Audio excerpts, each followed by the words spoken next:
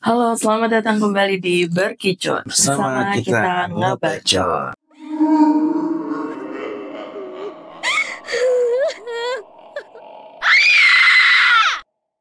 Hai guys, balik lagi sama gue Kometa. Di video kali ini kita akan masuk di segmen intis lagi nih guys. Yoi. Nah, gue gak sendiri pastinya, dan dibantu sama Bang Do juga yang ada di belakang kamera. Ya, halo Bang Do. Halo, Po. Apa kabar nih, Po? Sehat dong. Ya, buat teman-teman semoga kesehatan semua ya, kawan-kawan ya. Amin. Kita intis nih Bang. Hmm. Bahas apa nih untuk hari ini? Ya, ini intis episode berapa sih, Po? 6 apa ya? Iya, kita udah masuk episode 6. Nah, di episode 6 ini gue kemarin juga tertarik, Po, ngebaca satu artikel, Po, di internet. Karena gue, baik lagi gue ke-trigger gitu. Dari tontonan gue di Instagram maupun di shop YouTube atau dimanapun itu. Kan. Gue kebaca itu Swangi, Po. Swangi? Po pernah denger Swangi gak, Po? Sejujurnya gue belum pernah denger sih, Bang. Jadi nih, Po, Swangi ini, Po, itu menurut cerita atau artikel yang gue baca, itu adalah hantu atau sosok makhluk gaib yang berasal dari Indonesia bagian timur, Po. Oke, berarti kita sekarang langsung pembahasan aja nih ya. Nah, kita boleh nih bahas nih, Po, karena Swangi ini, usut mempunyai sangkut paut dengan pembahasan materi kita yang kemarin, Po. Oh, Kuyang dan Palasi kemarin. Benar, ini ada sangkut pautnya. Oh gitu. Wah, penasaran nih ya kan. Apakah akan semenyeramkan dan semengerikan Kuyang dan Palasik yang kemarin, teman-teman, atau mungkin bisa lebih bahaya, lebih mengerikan lagi gitu. Oke, Bang Do, langsung aja pembahasannya gimana? Oke, langsung kita bahas ya, Po ya. Boleh. Swangi. Swangi itu di dalam bahasa Indonesia dapat diartikan sebagai burung hantu, Po. Burung hantu? Wah. Burung hantu. Sementara bagi masyarakat Indonesia Timur, Swangi digambarkan sebagai sejenis ilmu hitam atau orang yang mempelajari ilmu hitam yang sering kita sebut dengan dukun. Oke. Swangi sangat ditakuti oleh masyarakat Indonesia Timur karena Swangi menggunakan ilmu hitam yang ia miliki untuk menghilangkan nyawa atau mencelakai seseorang, Po. Wah. Baik yang dari keinginannya dia sendiri ataupun, Po, suruhan dari orang lain. Wah, berarti kemarin Kuyang itu menurut kita udah mengerikan, ternyata ini lebih mengerikan lagi ya, dan lebih bahaya lagi. Oke, lanjut. Gimana, Bang? Jadi, Bro, menurut cerita nih ya, penganut. Cerita dong. Oh iya, udah ganti. Oh udah lama. Oh, udah lama ya. Nah, menurut cerita nih penganut ilmu hitam ini atau disebut dengan Swangi menurut orang masyarakat Indonesia Timur atau teman-teman kita yang dari Indonesia Timur, ini biasanya hidup di hutan, Po. Bahkan Swangi juga konon katanya dapat berbaur dengan masyarakat sekitar, Po, dan menjalani kesehariannya dengan masyarakat sekitar kayak menjalankan aktivitas sehari-harinya tuh sama persis kayak orang-orang pada umumnya. Sama banget kan dengan Kuyang. Oh, berarti memang manusia gitu ya istilahnya. Iya, karena dia ini benar-benar mirip banget sama Kuyang. Dia tuh orang yang mempelajari ilmu hitam, Po. Kayak gitu. Dan bahkan dia juga bisa menjalankan aktivitas sehari-harinya seperti layaknya orang pada umumnya gitu. Nah, yang dimana Swangi ini juga akan seolah-olah nggak tahu, Po, kalau ada orang-orang yang ngomongin Swangi atau apa, kayak seakan-akan nggak peduli gitu. Dia dengan cara dia kayak gitu, orang jadi nggak mencurigakan dia gitu. Nah, terus di daerah Maluku, Pulau Mopora disebut oleh masyarakat sekitar dengan sebutan Pulau Swangi, Po, atau Pulau para pengikut atau pemuja iblis. Wah, ternyata di Indonesia ada ya. Yes. Untuk semacam pulau seperti itu. Ya, menurut pandangan mistisnya, Po, Pulau Swangi ini dapat digambarkan sebagai suatu istana yang megah bagi para pengikut atau pemuja iblis. Nah, menurut cerita masyarakat, Swangi adalah salah satu ilmu yang dimiliki seorang yang berasal dari leluhur ataupun yang baru mempelajari. Sama halnya nih, Po, kayak Kuyang. Berarti ilmu ini bisa diturunkan kepada turunannya dia sendiri gitu. Nah, konon ilmu ini dapat dipelajari oleh orang-orang, Po, yang ingin memiliki ilmu ini gitu. Jadi ilmu ini juga dapat dipelajari gitu, Po. Jadi seakan-akan kayak apa ya? Ya, misalkan si A udah bisa nih menjalankan ilmu tersebut. Nah, terus si B kepengen.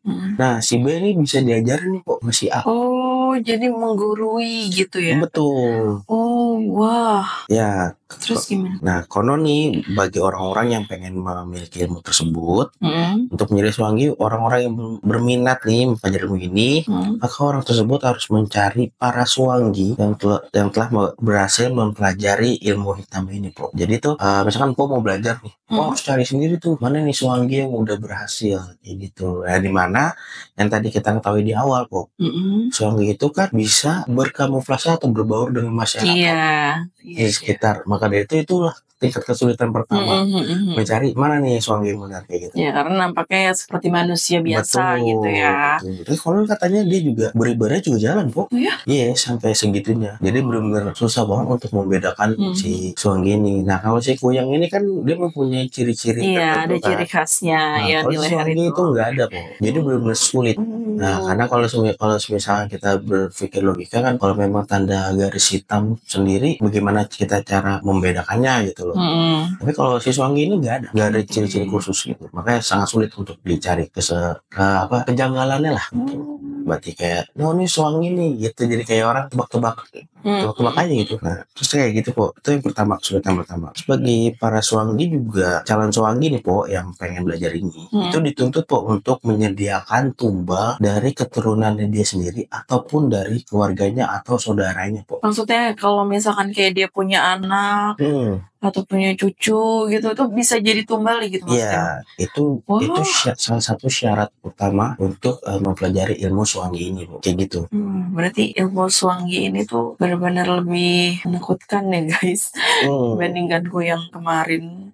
Ya, kalau si kuyang kan bukan dari si anak keturunannya kan. Iya, melainkan orang lain. Iya, betul. Nah, dan ini benar-benar keturunannya, Po. Benar-benar gokil lagi. Kita lanjut, Po, ya. Boleh. Nah, setelah dari menyediakan tumbal, biasanya nih, Po, bagi para calon suwangi yang tidak dapat memenuhi syaratnya itu biasanya akan mengalami gangguan mental, kok, atau gangguan jiwa, ataupun bisa dikatakan dengan lupa ingatan atau semacamnya gitu, atau lupa akan hal-hal apa gitu. Itu, Po, konon terjadi agar identitas dari si suwangi-suwangi ini tuh tidak dibongkar, kok, sama para orang-orang yang gagal. Gitu. Iya, yang gagal dalam mencoba mempelajari ilmu ini. Biar identitas para suwangi ini tuh nggak terbongkar sama orang ini gitu. Konon katanya kayak gitu, Po.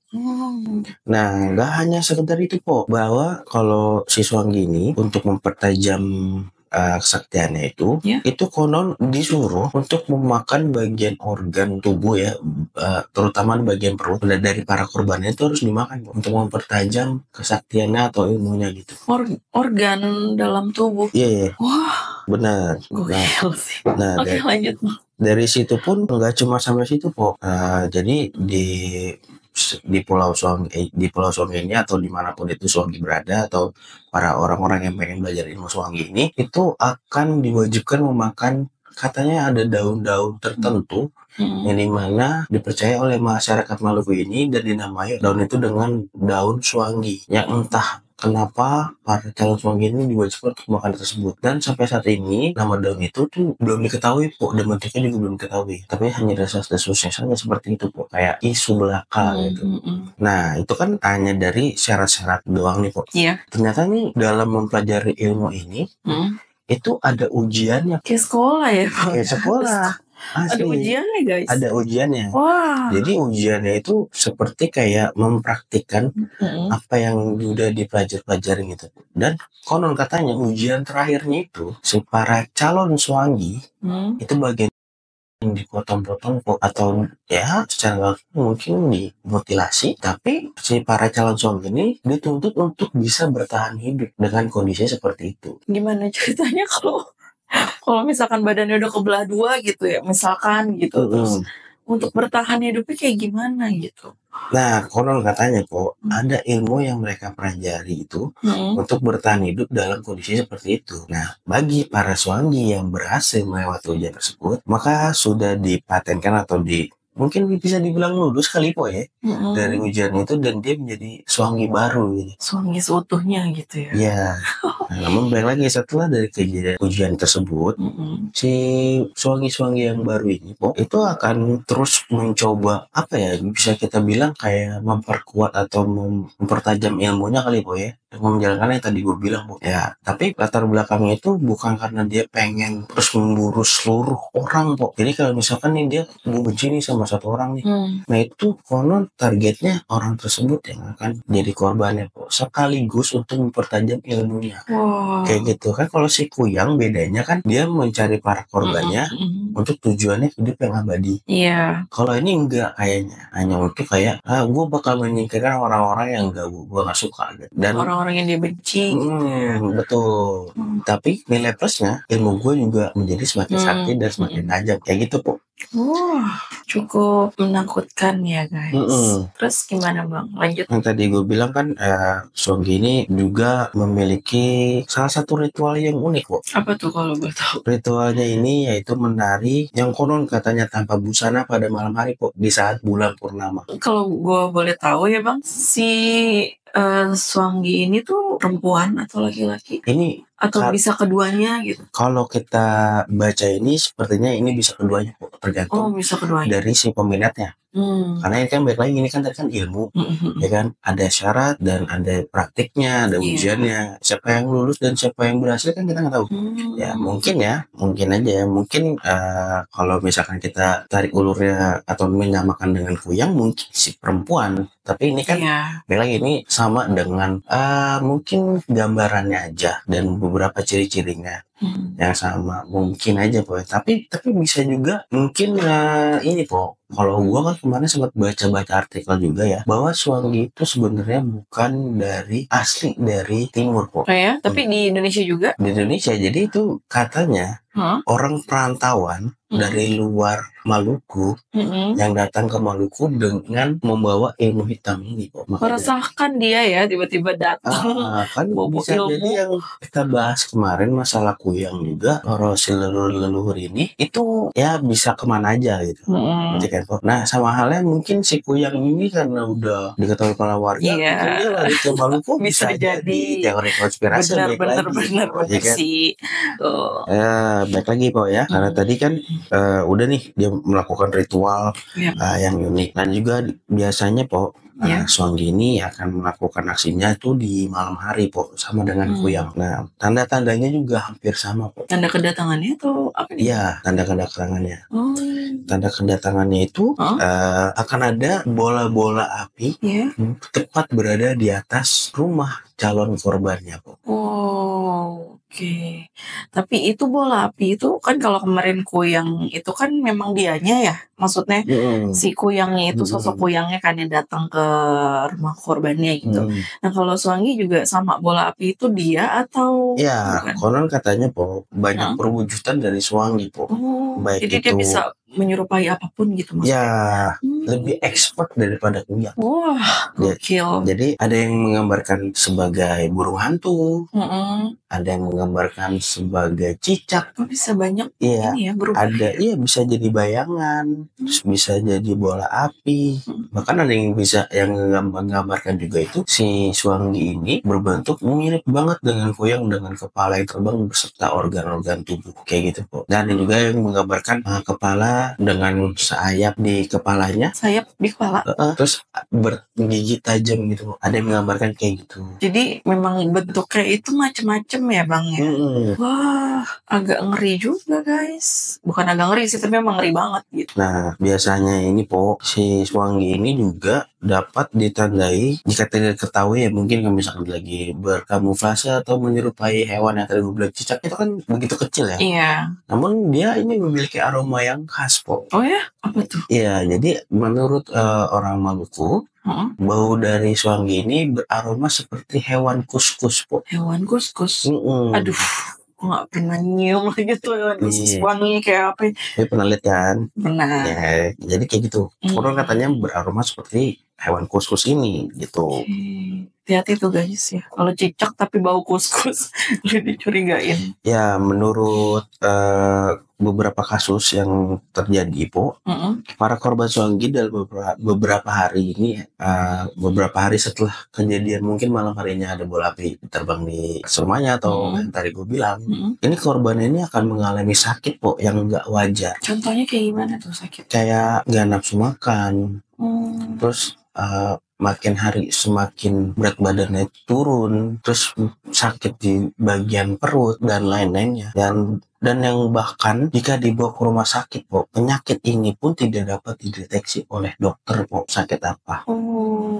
Ya. Jadi si Suwangi ini kayak benar-benar menyiksa korbannya gitu ya, secara perlahan-lahan gitu ya. Wah, terus dan juga penyakit ini katanya nggak bisa diobatin, Po. Namun menurut beberapa orang, teman gue pribadi, Po, di kantor, kebetulan mereka orang dari timur, katanya bisa disembuhkan oleh Suwangi, sesama Suwangi. Mungkin bisa dikatakan dukun ilmu hitam dan ilmu putih mungkin ya. Jadi yang ilmunya selevel itu bisa disembuhkan, Po. Namun sangat sulit untuk ditemukan baik lagi. Betul. Nah, tadi kan gue udah bahas dari ciri-cirinya, kan, sejarahnya gimana, bahkan sampai ritual-ritualnya, caranya dia belajar dan lain-lain. Ini semuanya berdasarkan dari data riset yang udah gue kulik dari internet, Po. Nah, di sini juga ternyata masyarakat Maluku juga mengetahui, Po, penangkal dari sosok Suwangi. Ternyata ada penangkalnya juga. Ada, ngeri. Bagus, ada penangkalnya guys. Jadi penangkalnya ini diantara lain menurut pendapat dari orang Maluku ya, Po, ya. Di sini ada jeruk purut, terus gue sebenarnya nggak pernah lihat sini ikan poro babi, gue nggak pernah lihat sih itu. Sama. Dan koral laut, gue juga belum pernah lihat kayak gimana. Koral laut tuh mungkin kayak semacam batu laut gitu. Batu laut mungkin. Nah, kalau misalkan kayak di akuarium itu koral gitu, iya nggak sih? Bisa jadi sih. Atau bisa Google aja ya nanti guys, cari sendiri. Nah, ini menurut masyarakat Maluku, Po, jika Suwangi, misalkan berketakut nih si Suwangi, dihadapi dengan benda-benda yang tadi gua sebutin, itu dia bakalan menjadi beringas dan mungkin nggak kekontrol, tuh kayak ngamuk lah gitu secara langsung. Ya, orang katanya kayak gitu. Nah, namun dari kejadiannya apa yang udah gua sebutin dan apa yang kita ungkapin pada episode ini, kita tarik ke belakang, itu ada kejadian-kejadian yang dimana karena saking gegernya Suwangi ini, Po, terjadilah tragedi, Po. Tragedi salah tuduh atau saling tuduh antara masyarakat Maluku pada masa itu. Gue lupa pada tahun berapa. Jadi main saling tuduh, gue juga sama lu kali Suwanginya, atau nih si A nih Suwanginya si B gitu, kok. Ada ya maksudnya mereka saling ya, tuduh kayak gitu. Mungkin karena ketakutan dari si para orang tua untuk si para Suwanginya itu. Jangan sampai anak gue jadi korban selanjutnya. Iya. Kayak gitu. Nah, antisipasi. Tapi juga ada mitos yang aneh, kok, menurut gue. Jadi gue tadi tuh baca di Wikipedia, kok. Jadi tuh mitosnya, dia percaya atau tidak ya, mitosnya ini bahwa si Suwangi itu hanya mau memakan daging dari suku Papua. Kenapa begitu? Konon katanya daging dari suku Papua itu dibilangnya manis. Wah. Beda dengan daging dari suku-suku yang lainnya, kayak gitu. Itu hanya mitos ya. Iya. Dan gue juga hanya membaca dari Wikipedia. Kalau kalian nggak percaya, kalian bisa googling sendiri. Langsung di sana. Itu di Wikipedia, Suwangi, lu ketik aja di situ. Itu keren banget sih. Wah, mengerikan sekali. Ya, mungkin pembahasannya intis pada kali ini cukup sampai situ, Popolo Suwangi ini. Menurut gua sosok ini cukup unik. Kenapa unik? Jadi seakan-akan dia ingin melindungi dirinya dia sendiri dengan cara, ya udah gue belajar ilmu ini, tapi kalau gue dapat gunakan, kalau misalkan ada orang yang gue gak suka, gue bakal gunakan ilmu itu. Gitu. Namun jadi emang sorry, Po, ya, gue potong lagi karena dari berbagai mungkin perkembangan masa kali ya, makin sini kan makin orang-orang butuh uang. Jadi konon katanya ilmu Suwangi ini sekarang digunakan untuk menyantet juga, kok. Gak cuma hanya untuk memakan atau ya yang tadi dendam dari dirinya sendiri gitu ya. Ini juga kadang digunakan untuk menyantet atau menyihir orang. Bisa jadi kayak suruhan lah ya. Iya, suruhan. Itu ada yang menyuruh mungkin dicelakai, dia masukin misalkan paku di mananya. Nah, itu bisa dilakukan oleh Suwanggini. Karena si Suwanggini dengan kata lain seperti penyihir ya kok ya. Penyihir dan juga makhluk goib. Jadi itu hybrid nih kalau gue bilang nih. Bisa jadi penyihir dan bisa jadi makhluk goib. Kalau sedangkan kalau si Kuyang kan cuman ya lu jadi makhluk goib ketika lu menjalankan ritual doang. Betul. Kayak gitu kok. Oke. Jadi udah cukup sekian itu Bang dari Bang Nando untuk wah keren penjelasan dari si Suwanggini. Sebenarnya juga masih banyak cerita sih kok. Masih banyak cerita dari berbagai macam, mungkin teman-teman kita yang dari timur ya, berbagai macam cerita dan berbagai macam versi itu juga bisa. Sebenarnya bisa gue masukin cuman terlalu panjang, Bo. Iya sih, betul. Dan itu juga mungkin jadi cerita untuk mereka aja kali ya Bang. Mungkin ada sesuatu yang agak privacy mungkin. Karena kan biasanya kalau kayak gitu, tadi kayak yang Bang Nando bilang ya, bisa jadi suruhan juga gitu kan. Jadi takutnya memang ada masalah internal gitu yang tidak mungkin kita ceritakan gitu ya guys.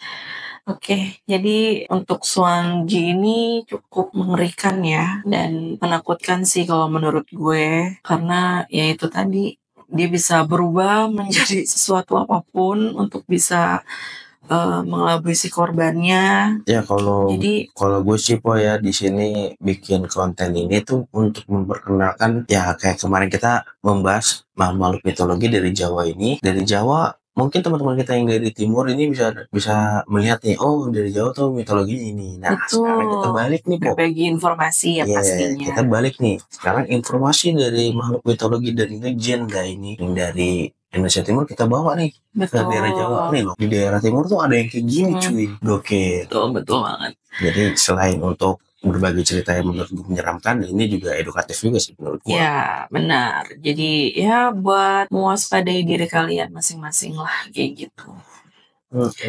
Oke, kayaknya cukup sekian untuk video intis kali ini guys. Mungkin kalau misalkan kalian mau kita bahas tentang makhluk astral atau makhluk mitologi Indonesia yang lain, kalian bisa komen di bawah ya Bang Nando. Betul. Atau request juga kan. Ya betul banget.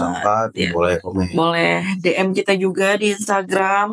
Iya. Dan bahkan ini juga po, gue juga mau bilang ke teman-teman nih, buat teman-teman nih yang punya cerita-cerita horor dan mau kita bawa ini tuh, kalian tuh bisa langsung aja kirim di email atau di DM kita atau WhatsApp juga boleh. Iya boleh. Langsung aja di WA. Iya, nanti ditaruh di description box ya guys. Nanti kita bacain. Menurut bagi yang cerita yang menarik itu mungkin nanti kita akan calling atau kita bahas atau kulik lebih dalam lagi ini makhluk apa sih yang melayani orang kayak gitu. Kita saling memberikan informasi juga gitu. Menurut gua kan nggak semua orang itu mempunyai waktu untuk bisa hadir, tapi mempunyai waktu untuk mendengarkan video kita kapan aja dan memberi cerita kapan aja gitu kok menurut gua. Betul banget itu. Makanya buat kalian semua jangan lupa di subscribe, share, and like videonya. Semoga informasi yang Bang Do sampaikan di video intis kali ini bisa memberikan informasi ke kalian dan buat ke semuanya juga. Jadi, mungkin cukup sekian ya Bang Do. Yoi. Intis pamit, gue Empo Meta pamit. Dan gue Bang Do pamit juga guys. Bye.